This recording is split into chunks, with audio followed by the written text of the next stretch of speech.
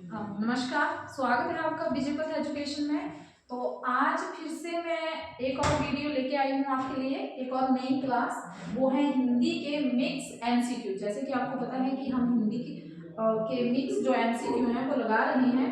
तो आज एक नई क्लास है नए क्वेश्चनों के साथ। तो चलिए जी स्टार्ट करते हैं हिंदी की आज की क्लास। तो मेरा पहला क्वेश्चन आप सबके लिए ये रहेगा, भाषा की सार्थक लघुतम इकाई किसे माना जाता है। तो पहले तो प्रश्न समझना है। प्रश्न में कहा गया है कि भाषा की सार्थक, ये नहीं बोले भाषा की सबसे छोटी इकाई। अगर छोटी बोलते हैं तो वो वर्ण होता है। यहाँ पे सार्थक दिया गया है तो सार्थक का अर्थ होता है जिसका कोई अर्थ नहीं। ठीक है जी, उसको कहते हैं हम सार्थक। तो भाषा की सार्थक इकाई क्या है? ऑप्शन दिए हैं आपको, शब्द, वर्ण, अर्थ या मात्रा। तो भाषा की जो सार्थक इकाई है, लघुतम इकाई है, तो किसका अर्थ निकलता है? आपके शब्द का। तो हमारा जो सही ऑप्शन है वो है ए ऑप्शन सही। चलिए जी सेकंड प्रश्न पर चलते हैं। निम्न में घोष वर्ण कौन सा है? घोष वर्ण पहचाना है आपने, ज है, क है, च है या ट है। तो घोष और अघोष वर्ण से रिलेटेड प्रश्न है। तो सबसे पहले तो आपको पता होना चाहिए कि घोष में कौन कौन से वर्ण आते हैं। तो घोष में बहुत कुछ आता है। घोष में आता है प्रत्येक वर्ग। वर्ग कौन सा होता है? वर्ग होता है आपके जो स्पर्श व्यंजन होते हैं 25। जो स्पर्श व्यंजन है आपके, कितनी संख्या होती है उनकी? 25। तो उनमें आपके चलते हैं वर्ग। वर्ग मीन्स जैसे क वाली लाइन है तो उसको बोलते हैं हम वर्ग। इसी तरह यानी जो 5 वर्ग होते हैं वो इसमें चलते हैं। क वर्ग चलता है, च वर्ग चलता है, ट वर्ग चलता है, त वर्ग चलता है, प वर्ग चलता है। तो ऐसे करके जो आपके वर्ग चलते हैं तो उनमें यानी कि वर्ग में कैसे आएगा? जैसे क है, ख है, ग है, घ है या अ का। ठीक है जी। तो ऐसे प्रत्येक वर्ग में आपके 5 जो वर्ण होते हैं वो सभी होते हैं। या फिर जैसे चवर्ग वाली लाइन में च है, छ है, ज है, झ है, ये आपका य है। या फिर त्वर्ग वाली लाइन में त है, थ है, द है, ध है या न। या फिर आपके त्वर्ग वाली लाइन ट है, ठ है, ड है, ढ है, सॉरी ये ऊपर आनी थी, ये नीचे आनी थी, या न है। चलिए कोई बात नहीं। अगला आपका लास्ट आता है पवर्ग वाला लाइन, प है, ब है, भ है, प है, फ है, ब है, भ है और म। तो देखिए जी ये सारे आपके वर्ग चलते हैं आपके स्पर्श व्यंजन में और टोटल संख्या होती है 25। तो इन्हीं वर्गों में से आपका घोष जो वर्ण है वो निकलना है।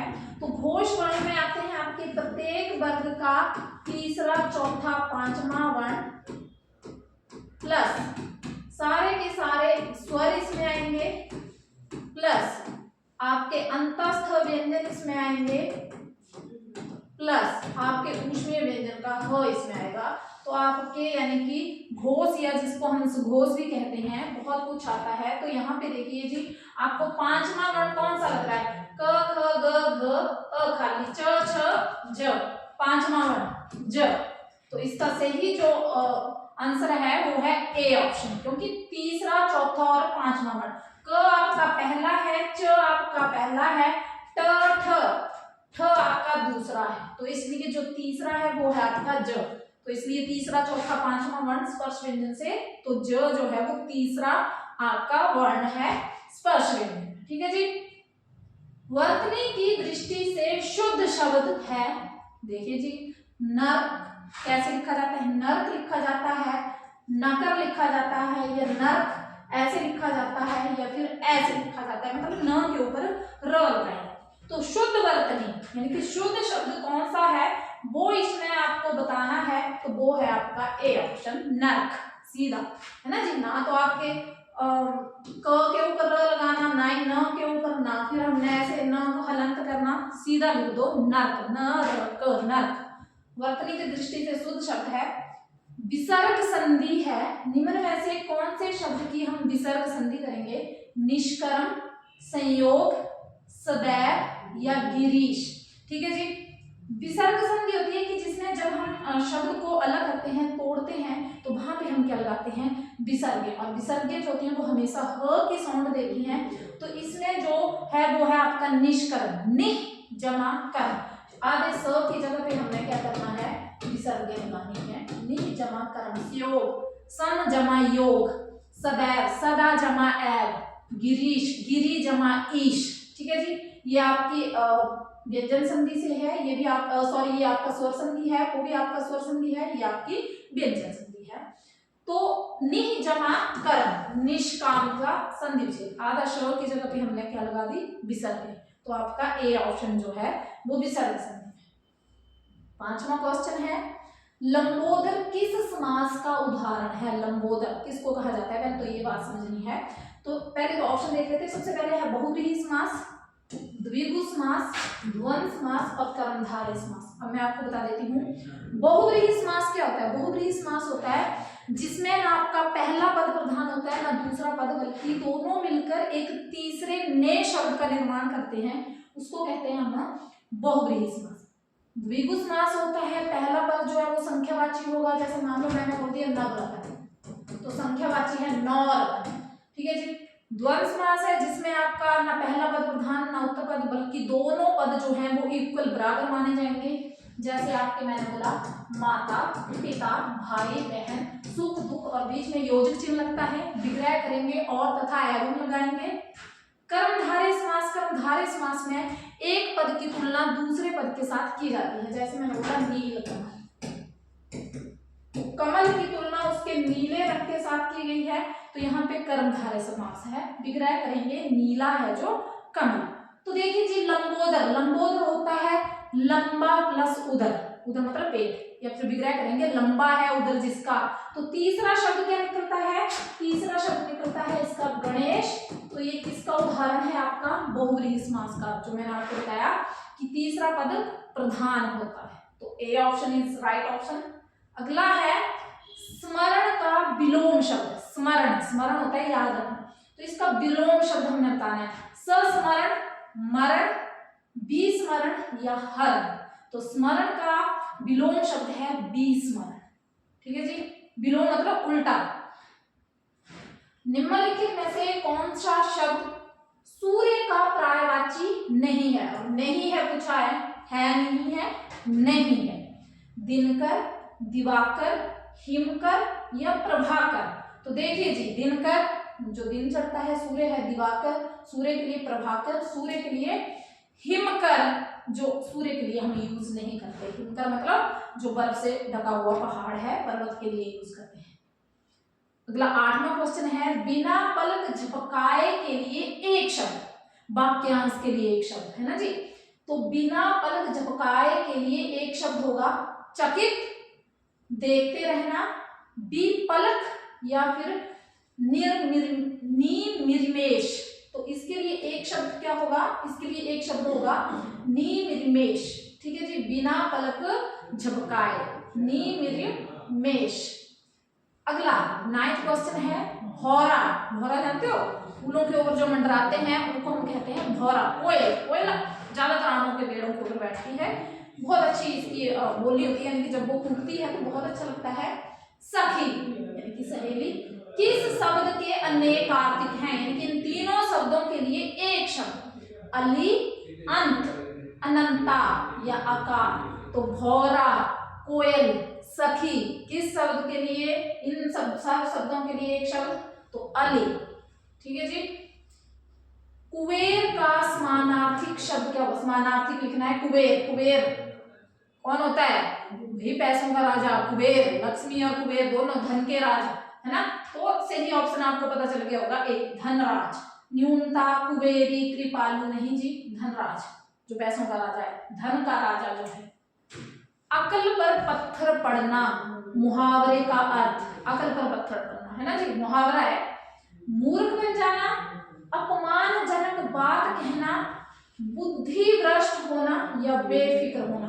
बोलते हैं ना मैक्सिमम जैसे घरों में भी यूज किया जाता है ये मुहावरा कि तेरी तो अकल पर पत्थर पड़ गया है, तो इसका क्या मतलब है, मूर्ख बन जाना, अपमानजनक बात कहना, बुद्धि भ्रष्ट होना या बेफिक्र होना। तो भाई बुद्धि भ्रष्ट होने को हम कहते हैं कि अकल पर क्या पड़ गया है, पत्थर पड़ गया है, ठीक है जी।